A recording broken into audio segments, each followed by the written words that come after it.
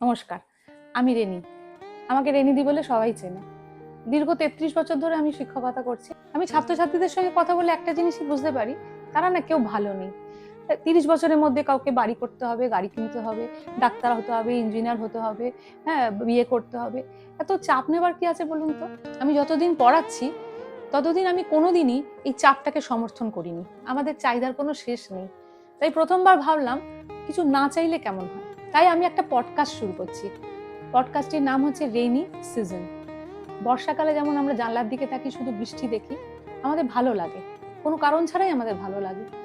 সেরকম আমি চাই আমার এই পডকাস্টটা সবার ভালো লাগুক, কিছুটা মুহূর্ত, কিছুটা সময় সবার ভালো কাটুক, সবাই ভালোভাবে বাঁচুক, এটাই আমার উদ্দেশ্য। কালকে রেইনি সিজন রিলিজ হতে চলেছে, আর গেস্ট কে সেটা না সারপ্রাইজ থাক। সবাই ওকে চেনেন এবং ভালোবাসেন।